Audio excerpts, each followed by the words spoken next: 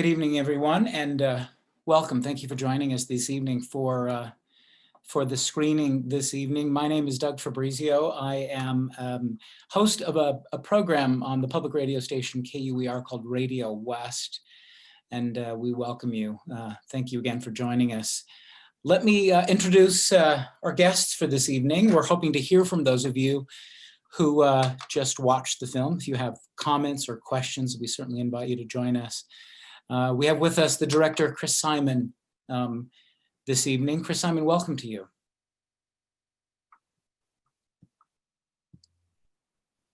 Glad to be here. There you are. Okay, we'll figure out the muting thing. Thanks, Chris. Glad you could be with us. Also, the producer, Susette Weisheit, is with us. Susette, welcome to you.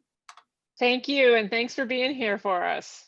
Of course, and John Weisheit is also with us. He's co-founder of Living Rivers and Colorado Riverkeeper. And John, welcome to you. Thank you, Doug, and welcome everybody. It's good to be here. So I'll get a few questions out of the way and get the ball rolling this evening with a few questions. Again, we're hoping to hear from those of you who were part of the screening this evening with, again, comments or questions. We want to talk about the process of the film itself, of course, the making of it, some of the themes behind it, some of the ideas, and then, of course, what comes next, because, of course, that is one thing that Chris does, I think, with the film, is sort of bring it full circle to today. It's not just a profile of Ken, but I think it's about this sense of activism and whether it's, in fact, lacking, as Tim DeChristopher says in the film. So let me begin by asking, Susette, this was a story, I had heard you talk about the fact that, I'm not sure if I have this right, but I'm interested in the origin of the story. Is it true that you were having a conversation with Ken, and Ken told you that he wanted to make an environmental film? To tell us about the beginnings of this idea. We were sitting at a dinner table up in Pack Creek, lovely ranch home that Ken and Jane lived in for many years. And we were just, hobnobbing and chatting about the environment, which always seemed to come up as a subject because of John's work and my passions with the river. And Ken, of course, his long fight on all of these issues. And I kind of said to Ken, well, hey, Ken, I'd really like to do a film about you. And he stewed on that for a minute, and then he said, no. And I was like, okay, why? And he says, because we need an environmental film. And I was like, well, that was kind of my thoughts. And he was like, but it can't be about me. It's got to be about the environment. That's kind of what started this whole thing. Does that express the way he is trying to, I mean, maybe this gets at the persona of Seldom Smith, right? That he defers attention, isn't interested in that. Is the rest of you, Susette, John, the rest of you, does that sort of personify who he is as a person, Ken? Absolutely. I think so. Mm-hmm. Well, plus he definitely doesn't take the credit. But Yeah, he's also authentically and genuinely friendly to anybody and everybody, especially if it's a new place. Jane and Ken have the quality of making you feel welcomed and at home. Chris, as you thought about what you wanted this film to be about, I mean, you had a couple of options. You could have done a profile of Ken. You could have done something that was related to in the end, you chose a number of themes, I suppose, and ideas, but what is it that you were setting out to do? More than a profile, it seems. It's something deeper than that. How did you think about what the film is for you? Well, first of all, I think of my films as portraits, which is a little deeper, I think, than the profiles you usually see. But also, I thought it was an ode to the Colorado Plateau as seen through Ken's eyes. And especially Glen Canyon, because when I was a little girl, I remember the whole fight about Glen Canyon quite vividly. And the first time I saw what was left of it, I was maybe 10, and it just struck my heart.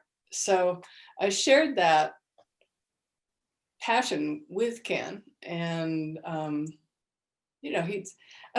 think Susette and I both wanted to portray Ken as Ken, not as Seldom Seen Smith. You know, that's an important reason people might know who he is, but it's, I mean, that's a character in a book, Yeah, not but the real man. true, but what's the difference? Oh, I think, well, first of all, he's not a polygamist.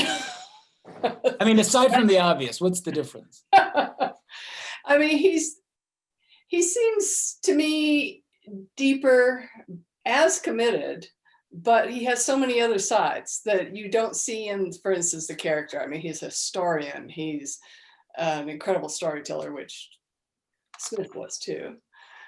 But, and a lot more passions than just the river. I mean, he's, you know, he worked for Native American voting rights. He's, I mean, like Abby, he starts out, you know, saying, let's do it politically and, you know, write your congressman and then go on from there if that doesn't work. So those, I don't know. What do you think, Susette? Well, I think that, you know, Seldom Seen in the book is kind of a humorous character that's just a curmudgeon that has a passion. And Ken is a highly self-educated man who does have the passion, but is much more deep thinking and more well-rounded. Yes, he does disappear. That's the best part of that title, which is why it had to be part of it, right? Because he just can't stop himself. He wants to be out there, and I totally understand and relate to that. To not be tied down by the confines of what people in normal society see as just day-to-day life. He abhors, you know, he wants to be moving, and he wants to be outside when he's moving, and that is common too with that Seldom Seen. I think that Edward Abbey used him, as he says, as Ken says, as you know, a character, but that character is really more Abbey than it is Ken. Huh. Mm-hmm. I was interested in the way you wanted to explore Chris, but John, you and Susette as well, his relationship, his connection to Abby.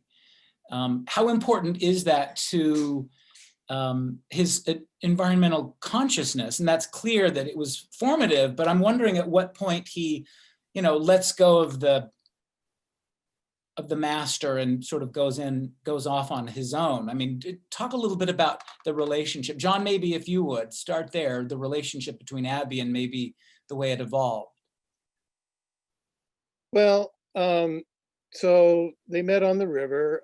In fact, Ken showed many of us where that actually happened. And he, you know, the thing, Katie Lee was there that day too. The river kind of makes these connections happen, yeah. I think. And I think, I would say, go ahead. Well, just to throw in there, I don't think that Ken's activism started after he met Abby. It started well before he met Abby. It developed into a much more complex vision of the Colorado Plateau through that friendship with Abby, but his activism started before Abby. They came together as a duo of force that was just a beautiful thing. Well, there are also many other people who came up to Pack Creek and stayed when Abby was there, or for like conferences that Ken and Jane would put on. And they all influenced them too, like Wendell Berry and Barry Lopez. I mean, so it wasn't just, they were besties. I mean, you know, Abby and Ken were besties, and they spent so much time together, but I would say they influenced each other. It certainly wasn't the master telling Ken. Yeah, yeah. I wanted to ask you about a kind of a theme that I detected in the film and maybe in Ken's life that you could talk about. Martha Ham says in the film that the experience of covering up Glen Canyon, the creation of that dam, was what she described as life-changing trauma. And she talks about him looking for healing by leading with his heart.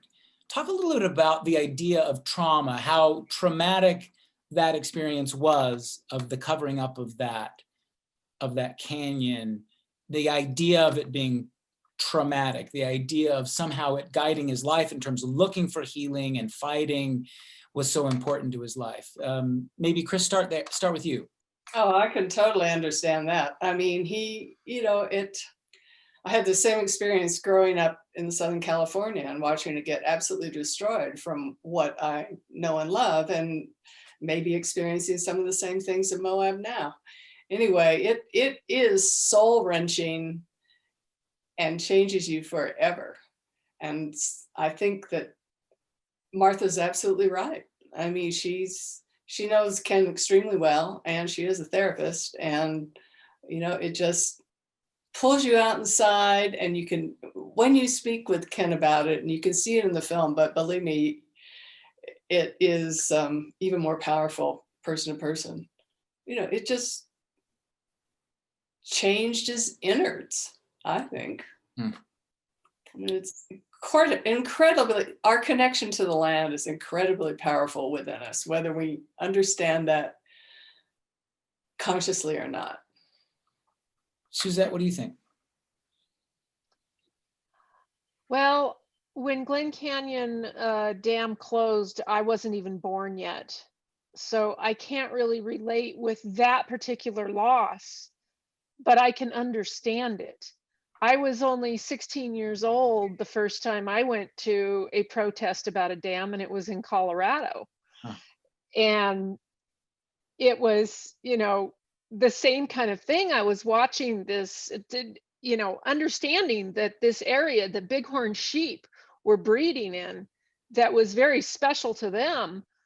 They were going to be displaced, and the waters were going to back up into that area. So when I hear Ken talking about watching beavers drown because they could no longer find a land source, all they could find were cliffs, I can totally understand how that just ripped him apart. Perhaps John can address it even more, because he experienced it as well. John? Well, mine was reverse trauma. So when I was 17, I did my first houseboat trip in Lake Powell. And it was really low in 1972. And then we went back in 1973. The reservoir had raised 90 feet. And I was having trouble finding the petroglyphs that I had seen the year before, or the cottonwood glens and campsites. And then I went up one of the side canyons near Gunsight Butte, and I saw 90-foot cottonwood trees completely underwater. And there was 50 beavers floating around, not knowing what to do. And I went, oh, I get it. Prior to that, I was a recreationist that could hardly wait to put my skis on. And it wasn't soon after that that I began to realize that the other thing is, my father worked for General Electric. I've been to every power plant in the Colorado River Basin as a boy. My dad was showing, here's the generators I sold to the Bureau of Reclamation. And so I always thought dams and reservoirs were good until that houseboat trip. And so the reverse trauma continues. Every time I finish a wild and scenic trip through Glen Canyon and then hit Lake Powell, and I see the weeds and the sediment and the dust and the no campsites, I'm traumatized. When I do a Grand Canyon trip and I see that clear green, different kind of looking water, I get traumatized.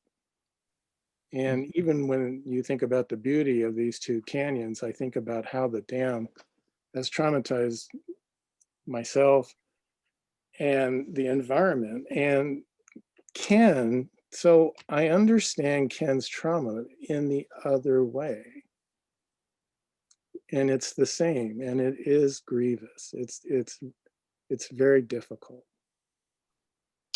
Let me get to a few questions that are coming from those watching tonight.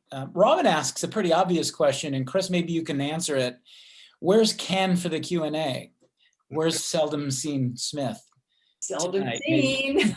Seldom seen. He is listening, and he is up at Pat Creek Ranch. He just didn't feel like he could. He wanted the film to speak for him. But we would like to say hello to Ken. Yes, we would. And Jane. Yeah. Hi, you guys. Jill says, Ken Sleight is such a wonderful film participant. How is he doing today? That is a question I'm guessing we're going to get a bit. How's Ken doing? Ken, how are you feeling? Can anyone speak for him right now? How's he doing? He's doing good. He's sharp as a tack, a little tired, but out feeding the goats this afternoon, I know. So he gets around and pretty much, never stops. I think he's looking at this famous book that he's been writing for the last 200 years. And he's hoping to get it done before he goes, but of course he's not going until the dam is down. So we're probably, he says, and he also said I should task everybody that's watching, getting out there, get that dam down. I want to get back to that idea. We'll come back to this idea of what's being done now and what can be done now. There's one thing that that Ken said. I've seen him say this before. This idea, as he puts it in the film, I don't understand human thinking to destroy temples and cathedrals. And I'm wondering, grew up Mormon, as I understand it. How much does his faith, or whatever remnants of faith from his past, or what is his sort of spiritual sensibility, how much of that do you think guides the way he thinks about the environment and the way he thinks about rivers and land?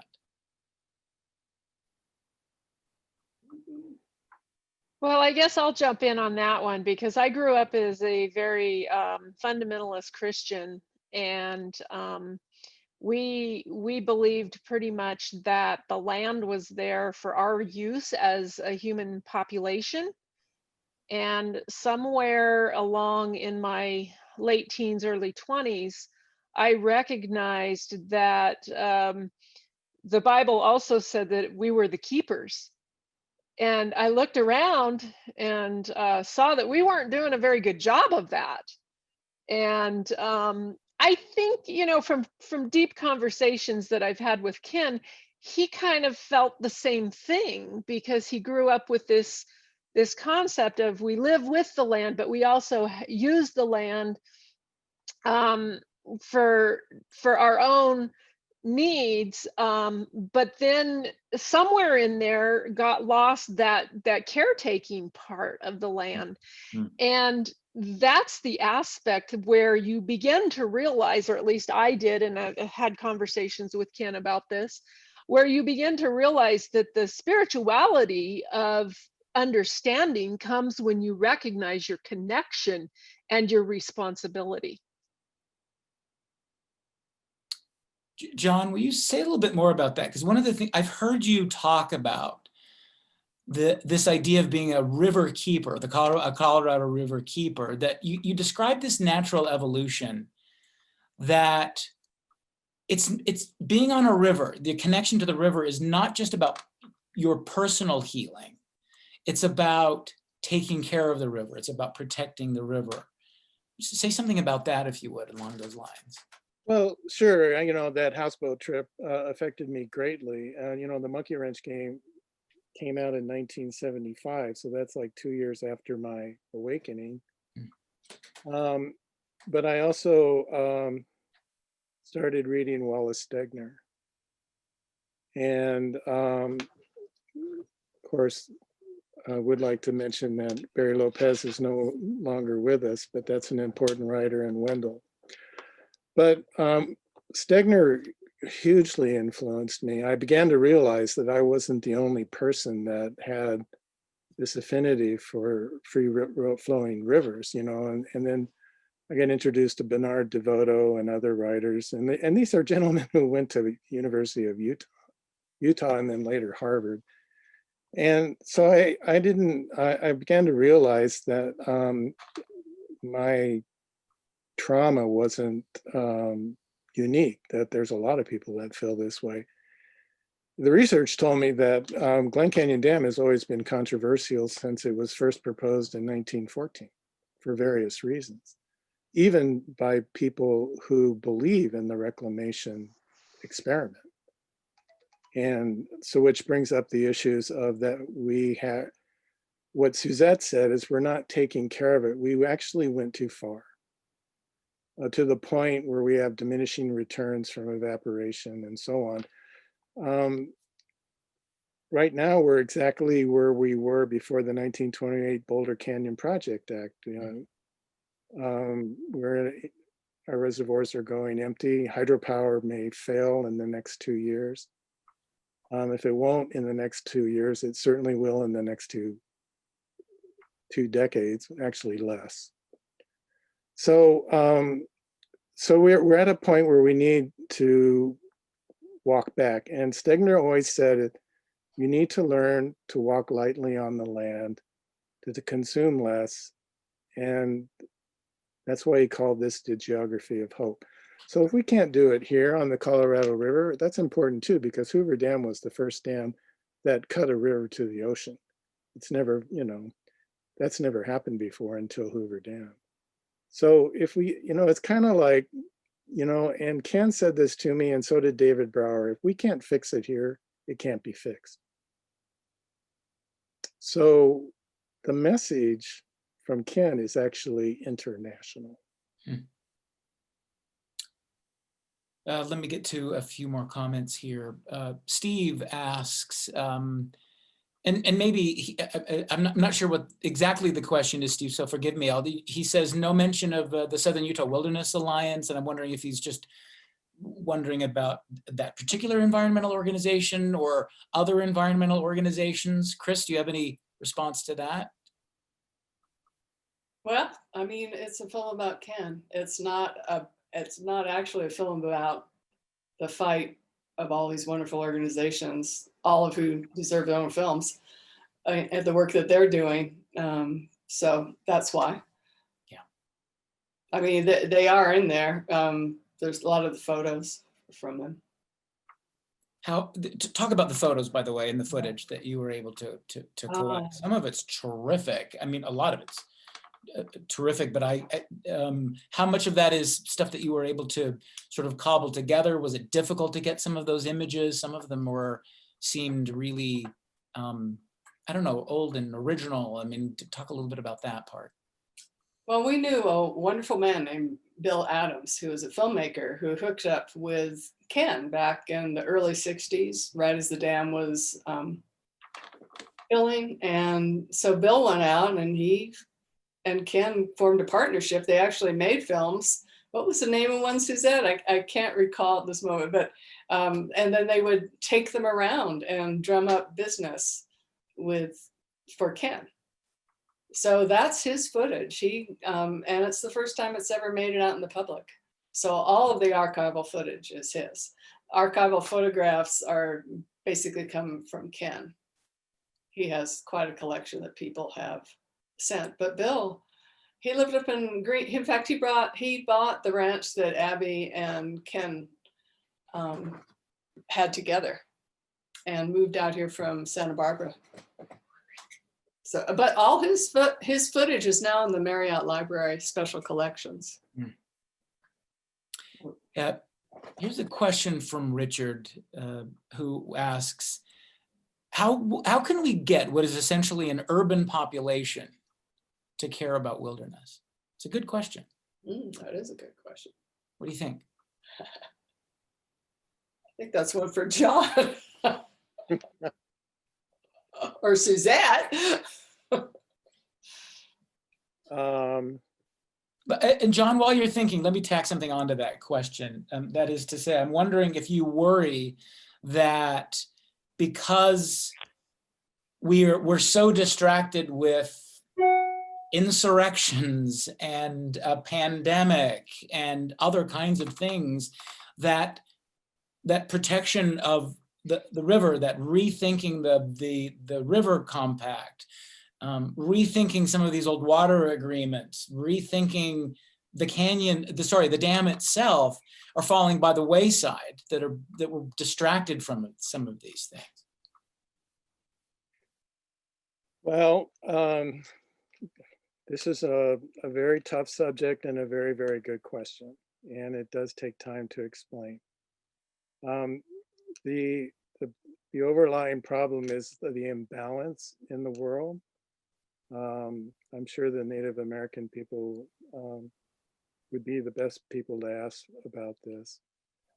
But yeah, reclamation projects are agricultural originally, and then they became hydropower centric, and now they're urban centric. And urban people are beginning to even consider buying water from farmers. And you could support a huge urban population with more Colorado River water by sacrificing agriculture. But then you're not helping the balance, because then you have so they have a water security problem, and then pretty soon they're going to have a food security problem. And then because of the carbon imbalance in the atmosphere, that's another imbalance. And all these imbalances can't be supported by technology forever, because there's limits to nature. And so, and again, that goes back to the wisdom of Stegner. You have to, and Donald Worster, it's imperative not to fight and control nature, but to work with nature. And to restore the balance, because that's how nature works. If you're outside the perimeters of balance, the society will collapse. So there's a book about this, and this subject is actually well carried by Donald Worster. That's W-O-R-S-T-E-R. And if you read some of his books, especially Rivers of Empire, you will begin to understand why what we're doing is really restoring balance. Susette, it leads me to a question. You said, correct me if I'm wrong on this, but something that Ken had said to you, something to the effect that he said he felt like the canyon was trying to come back. Is that what he said, and what did he mean? You know, as Lake Powell is draining itself, which this drought that we're experiencing in the Southwest has occurred. In fact, the Bureau of Reclamation just came out this week with a statement that that Lake Powell is going to be the lowest this year it has ever been since it began filling. So we're going to hit a low that we've never before reached. As we do that, the canyons are trying to, as John said, reach their own balance, and nature is attempting to find its way back to a balance. When Ken talked to us on the film about the restoration of Glen Canyon, we had just gone through a particular time of drought where, again, the river had dropped down very low. I actually took another of my heroes, Kent Frost, who Chris and I did a film on, my Canyonlands. And we had just gone down onto Lake Powell, and I took him into Cathedral of the Desert. Is the first time the waterfall there had been exposed since the filling of the lake. And seeing that kind of brought back a lot of the fact that even though there was this big white line, the canyons, the side canyons, were beginning to flush out with rains and flash floods. And that's what Ken was seeing when he went in and saw that Escalante was actually trying to flush itself out. So if we get this lake drained, with this reservoir drained, there's, you know, with time, it's not going to happen overnight, but with time, those sediments can then come out of the side canyons and out of the main stem and restore that canyon. We're seeing it in the lower sections of Cataract Canyon right now, where we have regained 5 rapids in the past 10 years. As the water is dropping in the reservoir levels, those rapids are starting to wash that sediment out and bring those rapids back. It's fantastic. So that's what he's talking about in that situation.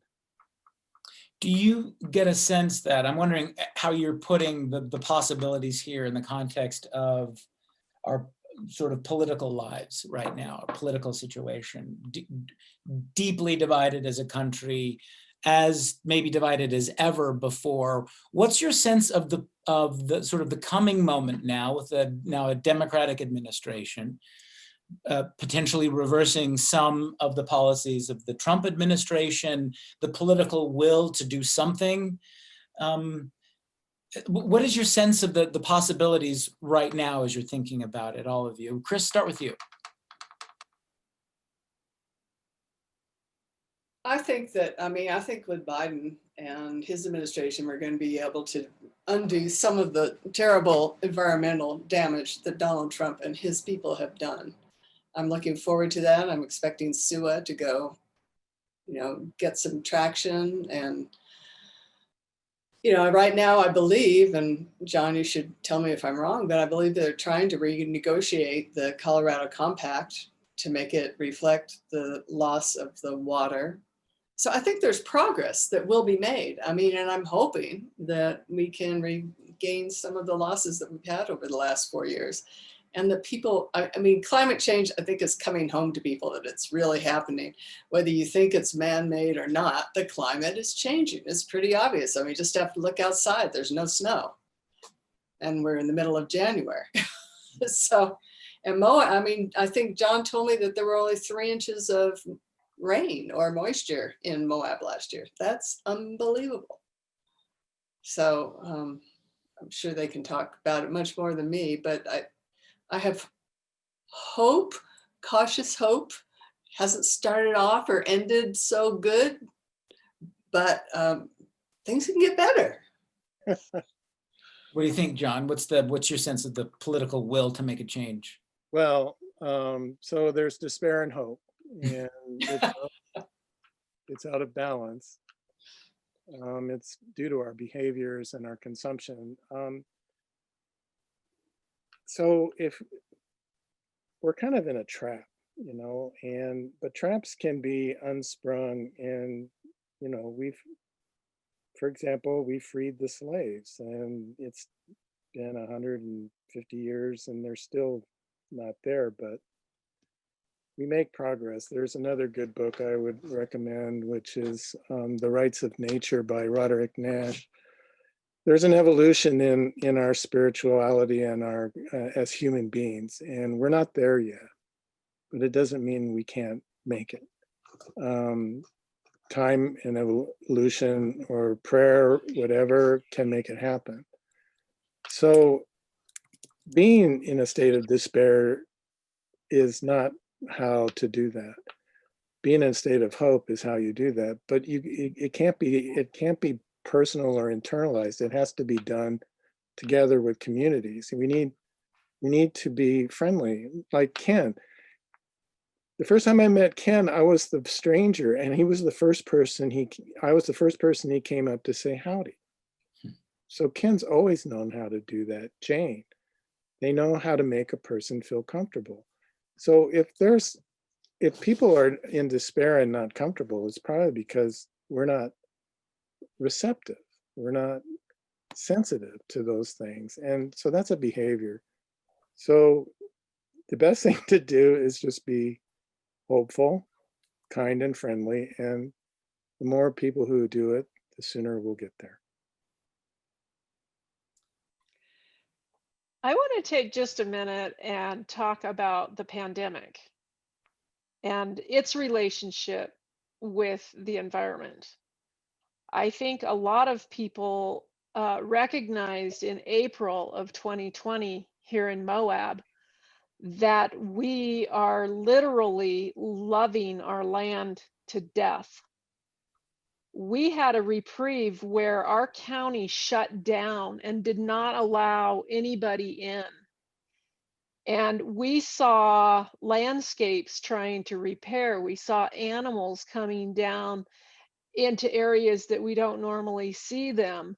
We saw in a month's time period, we saw quiet and calm that we haven't seen since I moved here in 1990.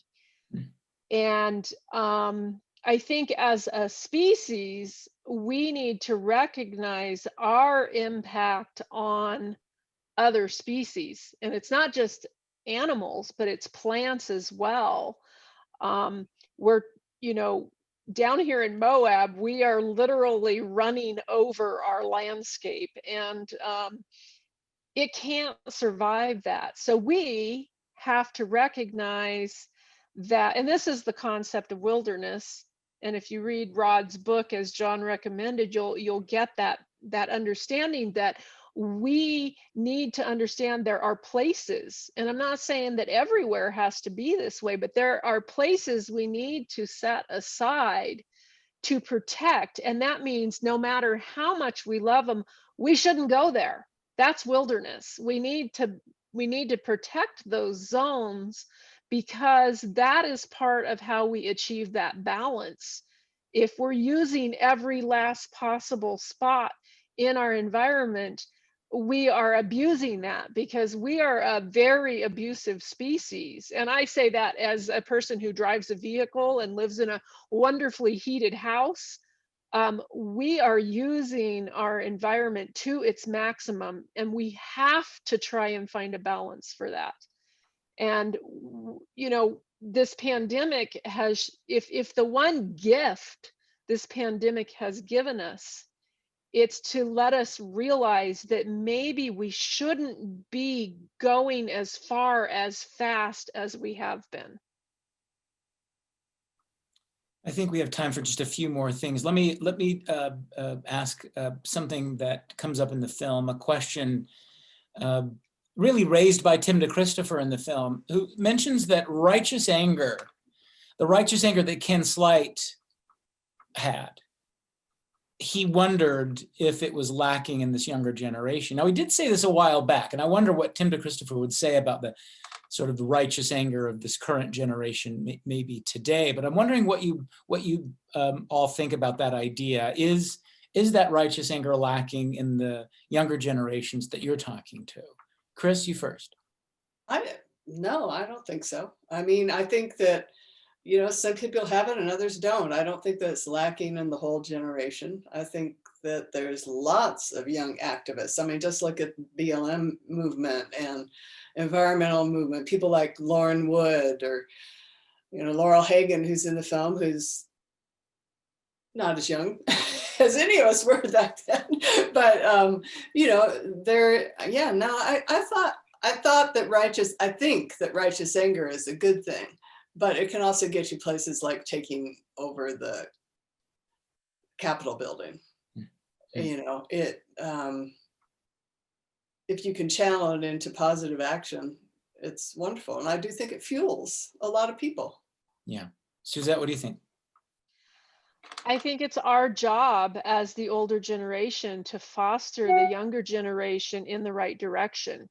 And when righteous anger is appropriate and it's used in a manner that's not harmful to either nature or man, we definitely need to speak out, and we need to encourage these young people by giving them an education to understand why and what that difference is. I think that just blind following is bad no matter where you look.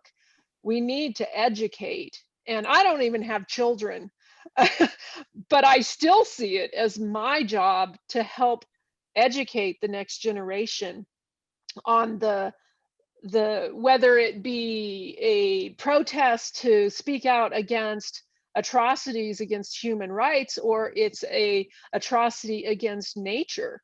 Both, you know, any of those inhumane actions, you know, it is our job to teach that. Yeah. Well, I want to ask John, I'll give you sort of the final word here. Let me just mention comment from Malia says, thank you for your love, passion, and all of your work. You and Ken are an inspiration, she says. Allison says, thank you for sharing your beautiful art and history with us. She says, we will continue to fight for the Colorado River. John, you say that in the film that persistence will bring that dam down. Is that one of the most important messages here? It seems like that is the story of Ken's life, that idea of just sticking with it, that idea of persistence. Say something about that finally, if you would. Well, yeah, it took 2 generations to put that dam there, and it's been 3 generations since. And so it takes time. And it won't happen in those past generations, but it will. I mean, it's going to happen anyway. It could be a big drought. It could be a big flood. It could be that precision earthquake. So, we're not prepared for that kind of an outcome, so there is a starting over point, and that's going to happen. But in the meantime, we have to be persistent. Otherwise, we're not being honest with ourselves or with our friends and our families. So persistence, it paid off. It's paying off for a lot of people, especially the Native Americans and the Black Americans who were once our slaves. So, if you give up, then you lost all your previous work. You have to move forward. John Weisheit, he's co-founder of Living Rivers and Colorado Riverkeeper. John, thank you very much for being with us. You're welcome. Thank you. Susette Weisheit, thank you very much, producer of the film, of course. I enjoyed every moment laying under the Rainbow Bridge and getting that wonderful shot of the raven flying across. It's a good one. It's a good one. And director Chris Simon, thank you very much for your film and your being with us tonight. Thank you, Doug. Thank you for being here, Doug. Appreciate it. Of course, thank you. And thank you all of you who watched tonight and stuck around with us for these questions. Thanks very much, of course, to the Utah Film Center and all of their work. I'm Doug Fabrizio with RadioWest at KUER. Good night. Thanks very much. Good night.